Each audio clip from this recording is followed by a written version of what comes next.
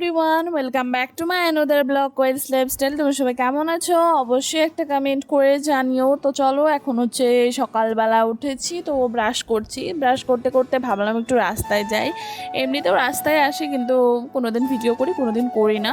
তো যাই হোক, ওয়েদারটা ভালোই লাগছিল বেশ, অতটাও গরম ছিল না। তো একটু রাস্তায় ছিলাম, তারপরে দেখো এখন হচ্ছে বাড়ি আসলাম। এসে তো মুখ ধুয়ে নিলাম প্রথমে।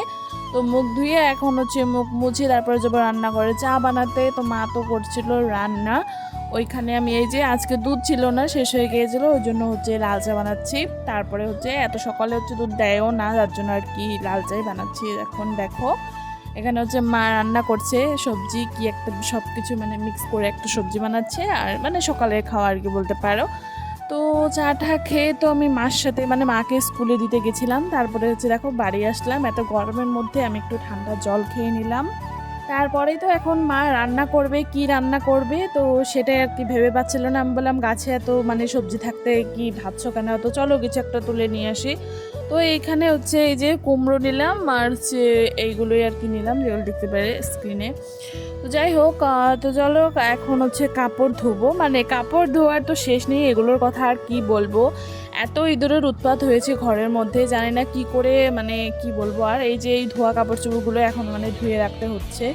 তো যাই হোক, এখন আবার এগুলোকে ফ্রেশ করে রাখবো ধুয়ে। তো সেই মানে বলতে পারো এটাকে গাঁথার খাটনি করতেছি দুদিন থেকে, মানে এতটা রাগ হচ্ছে কি বলবো আর। তো এটা দোষে আমার দোষে হয়েছে, এটা মানে এটা আমি জানি। তো মা তো দুদিন থেকে আমাকে গালাগালি করছে, এই কাজগুলো আমাকেই করতে হচ্ছে, উপায় নেই। মাও করেছে, তো সেটা তো আর ভিডিওতে দেখানো হয় না। তো যাই হোক, চলো ধুয়ে নেই। তো ওয়েদারটা ভালোই ছিল, খারাপ বলবো না, যেহেতু কাপড়গুলো এক রোদেই শুকিয়ে গেছে। পরের দিন আবার একটু করে মেলে দেওয়া হয়েছে, তবু আর কি মানে এক রোদে একদম পুরো একদম শুকিয়ে গেছে। খুব ভালো মানে লাগছিল যে না, ধোয়াটা মানে সারে লাগলো যে এক রোদে শুকিয়ে গেছে। আর দেখো বাড়িতে কিন্তু বলতে গেলে কেউ নেই, যার জন্য আর কি সবার তার আর কি খালি পেয়েছি। আর অনেকটা সুবিধা হয়েছে, তো সবার তারেই দিয়ে দিচ্ছে, নাহলে এতগুলো শাড়ি এতগুলো জামা কাপড় কোথায় মেলতাম, মানে জাস্ট এটা ভেবে পাচ্ছিলাম না। তো ভালোই হয়েছে কেউ নেই বাড়িতে, এইভাবে আমি সব কাপড়গুলো এখন মেলে দিচ্ছি এক এক করে। তো দেখো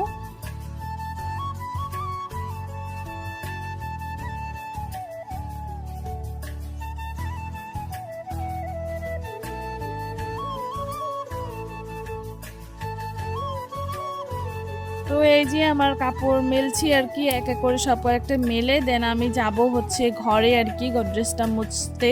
যেহেতু সব কিছু বের করেছি, তো গডরেজটা মুছে দেন আবার কাপড়গুলো রেখে দেবো আর কি, সব ধুয়ে দিয়ে তো মুছে রাখলাম, তারপর হচ্ছে ন্যাপথলিন দিয়ে রাখবো।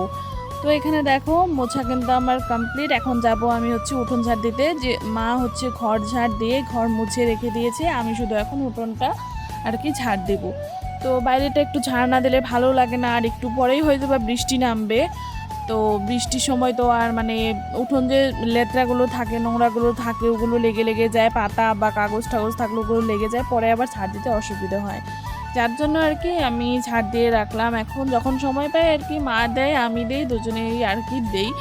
তো যাই হোক, এদিকে দেখো মানে উঠোনের আমাদের ঘরের সামনে টুকু ঝাড় দিয়ে দেন, তারপরে রাস্তার আর কি রাস্তাটা ঝাড় দিতে আসছে। আর দেখো এতটা জঙ্গল হয়েছে কি বলবো আর, এগুলোকে যতই কমাও মানে বৃষ্টির দিনে কমালেও কমে না, হয়েই যায় আর কি, কাটলেও ইসে হয় না। তো ঘাস মরা ওষুধ দিলে তো আর কি সব গাছগুছি মানে নষ্ট হয়ে যায়, তার জন্য আর কি দেওয়া হয় না আমাদের। তো বৃষ্টির দিনে এরকমই হয়, কোনো সময় পরিষ্কার করলেও এইগুলো এরকমই হয়ে যায়। তো ঠান্ডার দিনে একদম দেখতে পারবে হয়তো, বা ঠান্ডার দিনে ওরকম ব্লগ আমি করিনি, যখন ঠান্ডার দিন আসছে আর কি তখন ব্লগ করব, দেখতে পারবে খুব পরিষ্কার থাকে আর কি, ভালো লাগে তখন।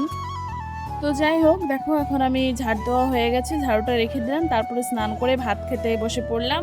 তারপরে হচ্ছে আমার একটা কাজ ছিল, কাজ মানে ওই আমার একটা স্যার ডেকেছিল, তো আমার কাছে কয়েকটা বুক ছিল, তো সেগুলো আমি কি স্যারকে দিয়ে আসলাম।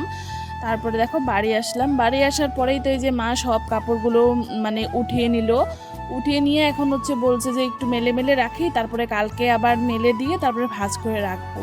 তো ঘরের অবস্থা জাস্ট দেখো, কাপড়ে কাপড় হয়ে গেছে, এদিকে কাপড় এদিকে ব্লাউজ মানে।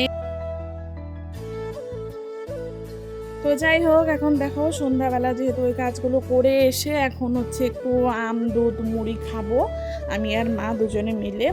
তো এখানে মা মাখছে, তারপরে রাত্রে এই যে খাওয়া দাওয়া ছিল মাছ দিয়ে। তো ব্লগটা কেমন লাগলো অবশ্যই কমেন্ট করে জানিয়ে, দেখা হবে কোনো নেক্সট সুন্দর ব্লগে। বাই, ভালো থেকো সবাই।